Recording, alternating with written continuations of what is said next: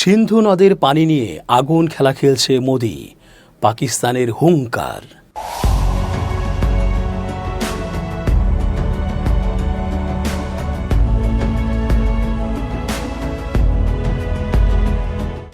আসসালামু আলাইকুম প্রিয় দর্শক, আমন্ত্রণ আজকের আলোচনায়।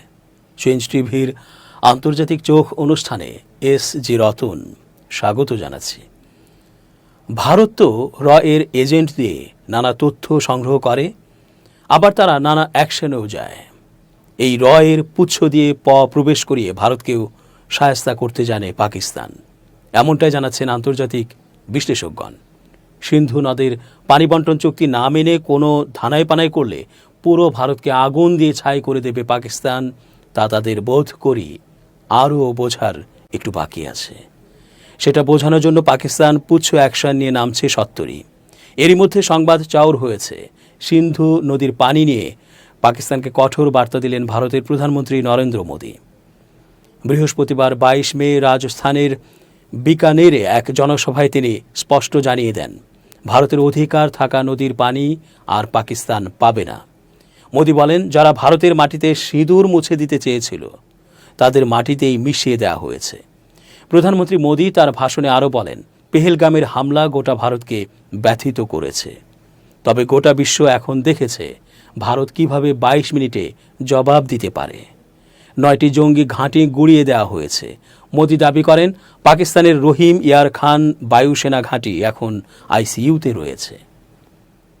ভারত পাকিস্তানের মধ্যে সিন্ধু নদী পানি বন্টন চুক্তি স্বাক্ষরিত হয়েছিল 1960 সালে বিশ্বব্যাংকের মধ্যস্থতায়।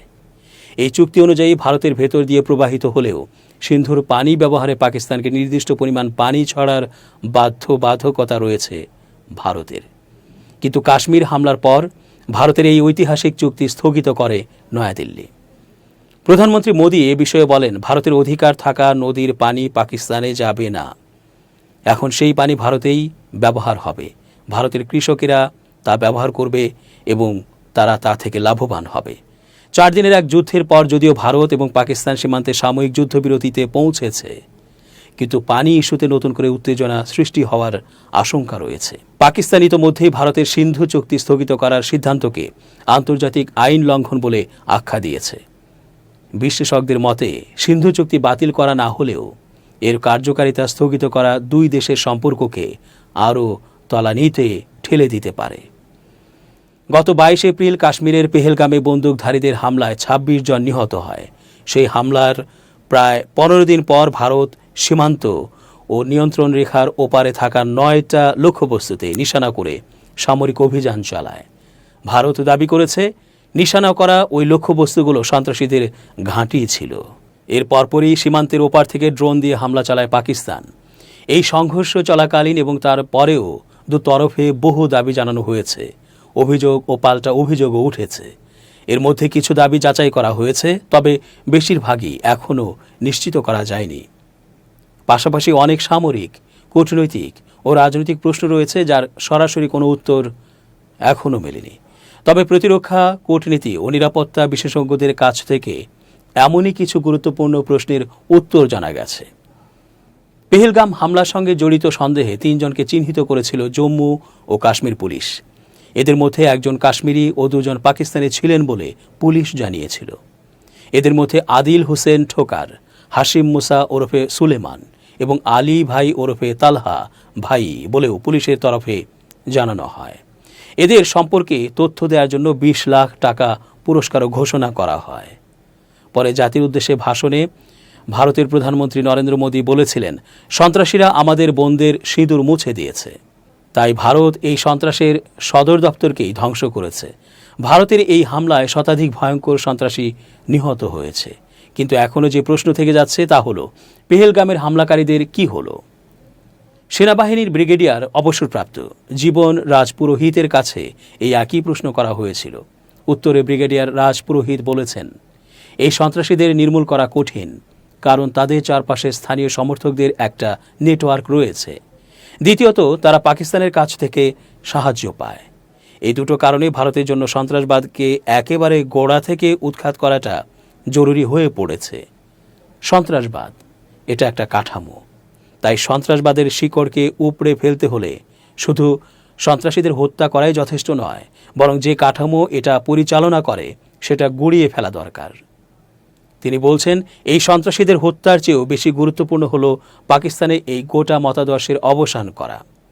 কয়েকজন সন্ত্রাসীকে হত্যা করে সন্ত্রাসবাদের মূলে আঘাত হানা যাবে না। আন্তঃসীমান্ত হামলায় বেসামরিক নাগরিক ও নিরাপত্তা কর্মীরাও নিহত হয়েছেন এবং বিবিসি সহ বেশ কয়েকটা গণমাধ্যম নিহতদের পরিবারের সঙ্গে কথা বলেছে। তবে নিহতদের সম্পর্কে কোনো সরকারি পরিসংখ্যান প্রকাশ করেনি ভারত। এখানে যে প্রশ্নটা উঠছে তা হলো, যখন সীমান্তে গোলাগুলি চলার আশঙ্কা ছিল তখন কেন্দ্র ও রাজ্য সরকারের কি সীমান্ত এলাকার বাসিন্দাদের নিরাপদ স্থানে নিয়ে যাওয়ার নির্দেশ দেয়া উচিত ছিল কিনা? এই প্রশ্নের উত্তরে সেনার এয়ার মার্শাল অবসরপ্রাপ্ত দীপেন্দু চৌধুরী বলেছেন, এই ধরনের পরিস্থিতি মোকাবিলার জন্য নির্দিষ্ট মানদণ্ড রয়েছে। প্রত্যেক রাজ্যের নিজস্ব প্রোটোকল থাকে। কাশ্মীরের সীমান্তবর্তী এলাকায় জনসংখ্যা সবচেয়ে কম, জম্মুতে জনসংখ্যা বেশি এবং পাঞ্জাবে তা সর্বোচ্চ। সীমান্তের কাছাকাছি যারা বাস করেন তারা আগেও এমন পরিস্থিতির সম্মুখীন হয়েছেন। বহু বছর ধরেই তারা গোলাগুলির সম্মুখীন হচ্ছেন। সেখানকার মানুষ আগে থেকেই প্রস্তুত থাকেন। সেখানে বাংকার আছে, নানান গুরুত্বপূর্ণ ব্যবস্থাও আছে। যখন সাইরেন বেজে ওঠে বা ব্ল্যাক আউট হয় তখন তারা জানে কি করতে হবে। তবে যুদ্ধের আশঙ্কা বৃদ্ধি হলে স্থানীয় বাসিন্দাদের অন্যত্র সরিয়ে নেওয়া হয় বলে তিনি ব্যাখ্যা করেছেন। তিনি বলেছেন, যখন যুদ্ধের আশঙ্কা বাড়ে বা সেনা মোতায়েনের পরিমাণ বাড়তে থাকে তখনই সেখান থেকে বাসিন্দাদের অন্যত্র সরিয়ে দেওয়ার চেষ্টা করা হয়। সীমান্ত এলাকা খালি করা হয়, এর জন্য পর্যাপ্ত সময় দেওয়া হয়। কিন্তু যেহেতু এটা সেই অর্থে যুদ্ধ ছিল না, তাই তেমনটা করা হয়নি। গোলাগুলি হঠাৎ শুরু হয়ে যায়, তাই আগে থেকে সতর্ক করা সম্ভব হয়নি। জম্মু ও কাশ্মীরের পাম্পোর এলাকায় একটা বিশাল ধাতব টুকরো পাওয়া গিয়েছিল। তবে সেটা কোনো ভারতীয় বিমানের অংশ ছিল কিনা তা অস্বীকার বা নিশ্চিত কোনোটাই করেনি ভারত সরকার। অন্যদিকে পাকিস্তান দাবি করেছে তারা ভারতের রাফাল যুদ্ধবিমান গুলি করে ভূপাতিত করেছে। এয়ার মার্শাল একে ভারতীয় সাংবাদিক সম্মেলনে এ বিষয়ে প্রশ্ন করা হলে তিনি বলেন, আমরা কমব্যাট পরিস্থিতির মধ্যে রয়েছি এবং ক্ষতি এরই একটা অংশ। আপনার প্রশ্ন করা উচিত, আমরা কি আমাদের লক্ষ্য অর্জন করতে পেরেছি? আমরা কি সন্ত্রাসী ঘাঁটি ধ্বংস করার লক্ষ্য অর্জন করতে পেরেছি? এবং উত্তর হলো হ্যাঁ। এয়ার মার্শাল ভারতী সেই সময় বলেছিলেন, এই মুহূর্তে এর চেয়ে বিস্তারিত আর কিছু বলা যাচ্ছে না, এতে বিরোধীরা লাভবান হতে পারে। হ্যাঁ, আমি শুধু এটুকুই বলতে পারি, আমাদের সব পাইলট দেশে ফিরেছেন। ভারত পাকিস্তানি যুদ্ধবিমান গুলি করে ভূপাতিত করেছে কিনা জানতে চাইলে এয়ার মার্শাল একে ভারতী বলেছিলেন, আমাদের ভূখণ্ডে ওদের বিমানকে ঢুকতে বাধা দেওয়া হয়েছিল, সেগুলো ধ্বংসাবশেষ আমাদের কাছে নেই। এয়ার মার্শাল চৌধুরীর মতে, যখন কোনো অভিযান চলে তখন ক্ষয়ক্ষতির কথা জনসমক্ষে জানাতে হবে কিনা তা নিয়ে বিভিন্ন মতামত রয়েছে। তিনি বলেছেন, উদাহরণস্বরূপ বালাকোটের কথাই ধরুন, তখন আমরা আমাদের অভিযানের সাফল্য নিয়ে প্রকাশ্যে কথা বলতে প্রস্তুত ছিলাম না। সেই সময় পররাষ্ট্র মন্ত্রণালয় প্রকাশ্যে তথ্য দিচ্ছিল, প্রতিরক্ষা মন্ত্রণালয় এসেছিল পরে। যতক্ষণে প্রতিরক্ষা মন্ত্রণালয় এসেছে ততক্ষণে ন্যারেটিভ পাল্টে গেছে। দুদিন পর অভিনন্দনকে, অর্থাৎ ভারতীয় যুদ্ধবিমানের পাইলট অভিনন্দন বর্তমান, তাকে ধরা হয়। এর পরপরই গোটা বিশ্বের নজর সেদিকে চলে যায়। সন্ত্রাসকে নিশানা করার ভারতের যে কৌশলগত উদ্দেশ্য ছিল সেটা ভুলে যাওয়া হয়েছে। এয়ার মার্শাল চৌধুরী বলেন, সেনাবাহিনীর ক্ষতি হবে, এটা তাদের কাজের অংশ। হিসাব করা জরুরি নয়, কে কতগুলো বিমান ভূপাতিত করেছে সেটা বড় কথা নয়। মূল কথা হওয়া উচিত, আমরা কি আমাদের কৌশলগত লক্ষ্য অর্জন করতে পেরেছি কিনা।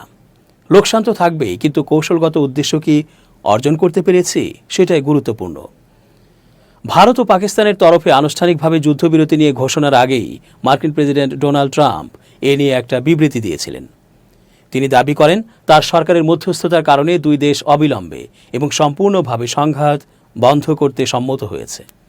অন্যদিকে ভারত বলছে, পাকিস্তানের director general of military operation DGMO এর উদ্যোগে এই যুদ্ধবিরতি হয়েছে। ভারত ডোনাল্ড ট্রাম্পের দাবি অস্বীকার না করলেও তা নিশ্চিতও করেনি। ভারতের সাবেক কূটনীতিক দিলীপ সিং বিবিসির সঙ্গে কথোপকথনের সময় তার অনুমানের কথা প্রকাশ করেছেন। সিংয়ের মতে, মনে হচ্ছে পাকিস্তান হয়তো যুক্তরাষ্ট্রের সঙ্গে যোগাযোগ করেছিল, তারপর হয়তো ভারতের সঙ্গে যুক্তরাষ্ট্র কথা বলেছে। ভারত হয়তো বলেছে যে আমরা প্রস্তুত, কিন্তু এই উদ্যোগটা পাকিস্তানের দিক থেকে আসা উচিত। এরপরই পাকিস্তান তাদের ডিজিএমওকে ভারতের ডিজিএমওর সঙ্গে যোগাযোগ করিয়ে দেয়। আমাদের ডিজিএমও নিশ্চয়ই যুদ্ধবিরতিতে সম্মতি প্রকাশ করেছিলেন হয়তো। এরপরই যুদ্ধবিরতি কার্যকর হয়। তিনি ব্যাখ্যা করেছেন যুক্তরাষ্ট্রের সঙ্গে ভারতের ভালো সম্পর্ক রাখাটা দরকার। সিংয়ের কথায়, ভারতের জন্য যুক্তরাষ্ট্রের সঙ্গে সুসম্পর্ক রাখাটা গুরুত্বপূর্ণ। অনেক কিছু ঝুঁকির মধ্যে রয়েছে। দুই দেশের মধ্যে এই সম্পর্ক কিন্তু শুধু প্রেসিডেন্ট ট্রাম্পের মধ্যে সীমাবদ্ধ নয়। মার্কিন প্রেসিডেন্ট ট্রাম্পের বিবৃতি ও যুদ্ধবিরতির ঘোষণার পর বিরোধী রাজনীতিবিদরা একাধিক প্রশ্ন তুলেছেন। কিভাবে যুদ্ধবিরতির সিদ্ধান্ত নেওয়া হয়েছে সে বিষয়ে পূর্ণাঙ্গ তথ্য প্রকাশের জন্য সরকারকে প্রতিনিয়ত চাপও দিচ্ছে তারা। যুদ্ধবিরতিতে যুক্তরাষ্ট্রের কী ভূমিকা ছিল তা স্পষ্টভাবে ব্যাখ্যা করার দাবিও তোলা হয়েছে বিরোধীদের পক্ষ থেকে।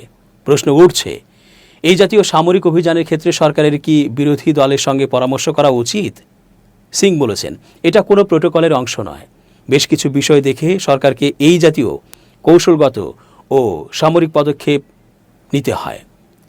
তাই যারা এই অভিযানের সঙ্গে সরাসরি জড়িত নন তাদের সঙ্গে পরামর্শ করা সম্ভব হয় না। অভিযানের বিবরণ সবাইকে জানানো হয় না। অভিযান সংক্রান্ত বিবরণ প্রকাশ করলে নিরাপত্তার দিক থেকে একটা বড় ঝুঁকি তৈরি হতে পারে। রাজনৈতিক বিশেষজ্ঞ ও দিল্লি বিশ্ববিদ্যালয়ের হিন্দু কলেজের রাষ্ট্রবিজ্ঞানের অধ্যাপক চন্দ্রচূড় সিং জানিয়েছেন, সামরিক নীতি নিয়ে বিরোধীদের সঙ্গে পরামর্শ করার কোনো নজির নেই। তিনি বলেন, একবার 1971 সালের ভারত পাকিস্তান যুদ্ধের কথাই ধরুন। তখনও বিরোধীদের সঙ্গে যুদ্ধের কৌশল নিয়ে কোনো আলোচনা হয়নি। সংসদীয় ব্যবস্থায় সামরিক বাহিনী সংক্রান্ত সিদ্ধান্ত সংসদে আনা হয় না, যতই সেই নিয়ে পরে আলোচনা করা হোক না কেন। অধ্যাপক সিং বলছেন, সেনাবাহিনী সম্পর্কিত সিদ্ধান্ত তারাই নেয় যাদের কাছে অভিযানের বিবরণ এবং সামরিক গোয়েন্দা তথ্য রয়েছে। সুতরাং যুদ্ধবিরতি হবে কিনা সেই নিয়েও বিরোধীদের জিজ্ঞাসা করার প্রয়োজন নেই বলে আমার মনে হয়। দর্শক, আজ এই পর্যন্তই। শুভকামনা। change tv.press এক ফোঁটা হলুদও নেই।